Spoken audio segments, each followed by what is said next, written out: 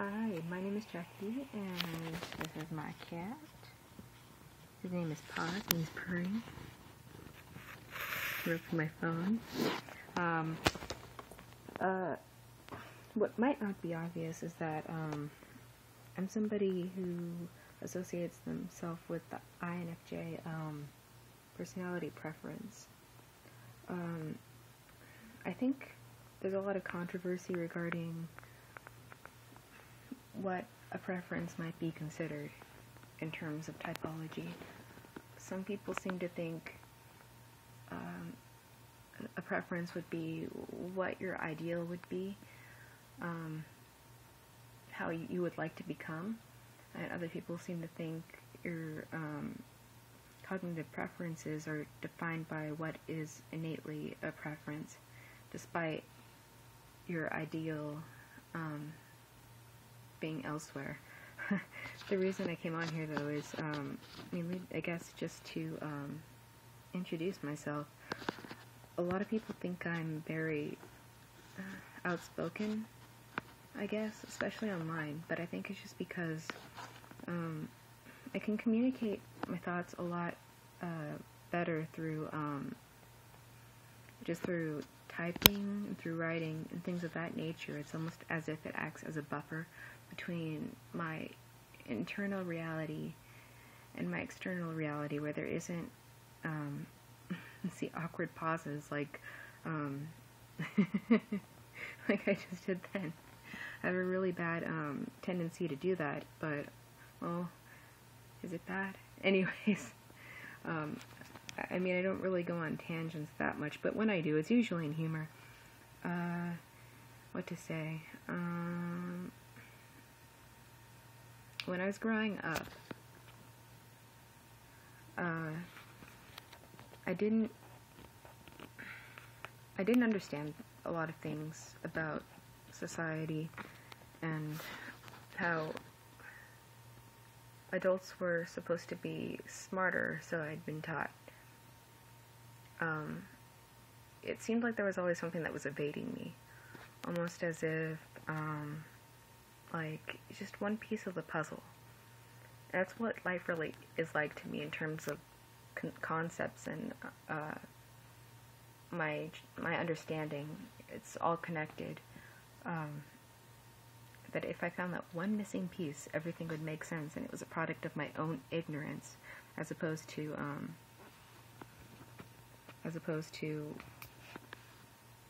a lack of understanding on the other person's part.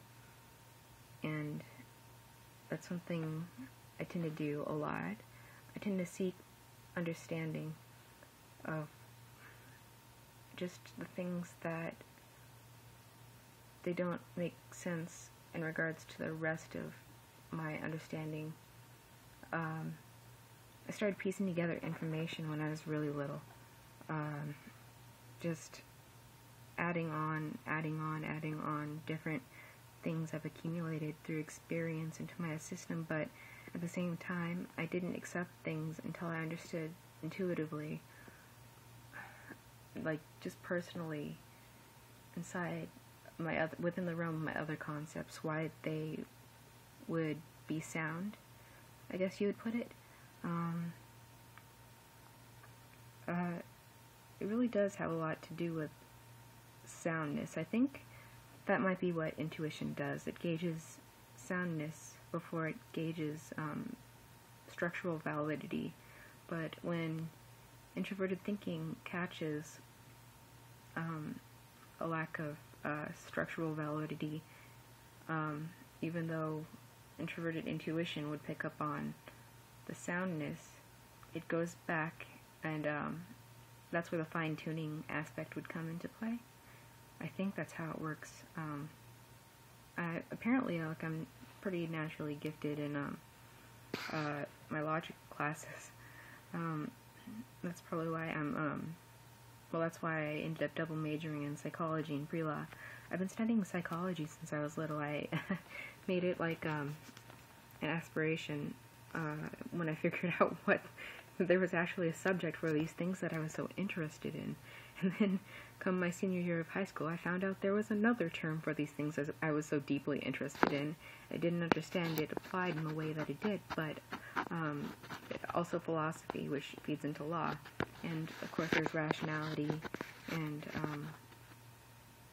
it's interesting how it ties into morals and ethics. Very interesting, but first and foremost, my primary interests lie with understanding not necessarily things of this world per se, just things that would explain why things are the way they are.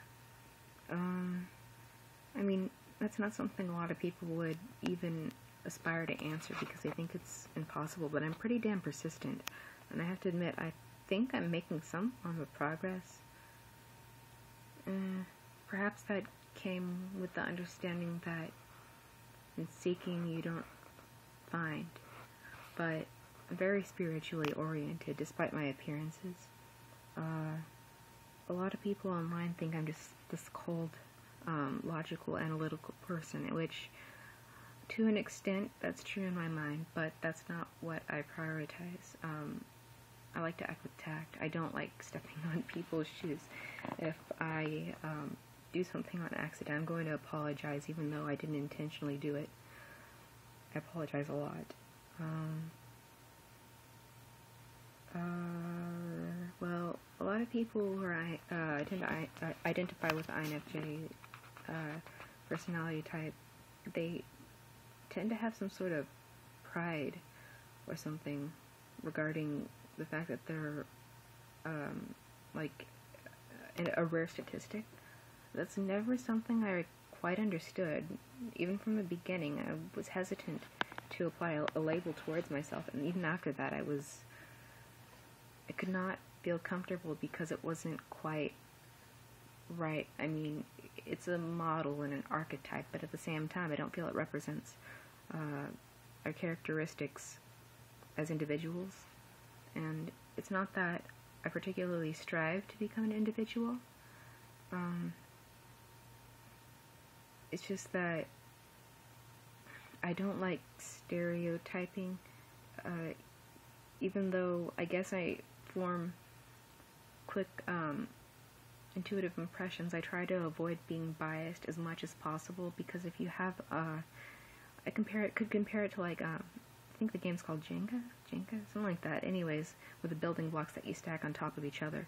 If you have bias and it's at the bottom of your structure and you don't catch it early on, you keep building and building, and if at any given point that bottom piece is pushed and it's on the edge of toppling over, you could lose all of your understanding that you had gained over the course of whatever period of time you'd been oblivious to your, I guess, fallacy or your incorrect assumption. So I try not to assume. I try to, it's not that I spend a ton of time speculating through the various potentials.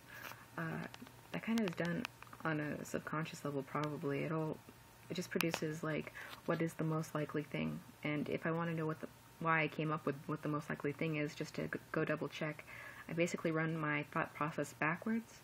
And from that point, I can move it forward and kind of extend my understandings to anticipate what could happen, how people would feel. I can almost like sync up with people. It's like literally like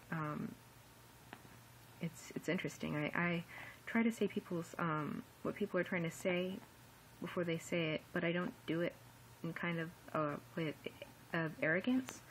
I do it to try to assure people that I'm on the same wavelength as them, so to speak, that I'm understanding what they're saying, though I worry that it comes across as me being like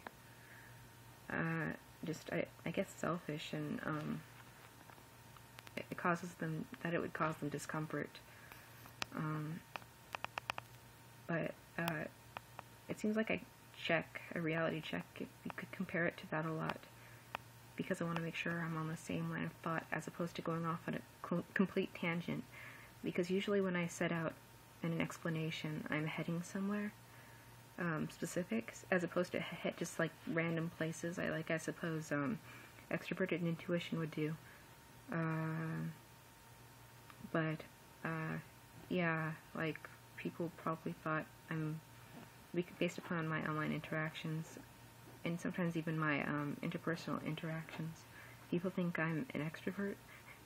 I find that kind of funny, because they try to tell me this is who I am, as if I don't know myself better. And it's not that I don't appreciate objectivity, it's just that I know the truth. And just because I'm not like them doesn't mean that I don't identify with the same type. I don't understand why people would want to seem more original when thinking different can be the source of so much loneliness. Anybody's been lonely, I don't understand how they could want it, you know?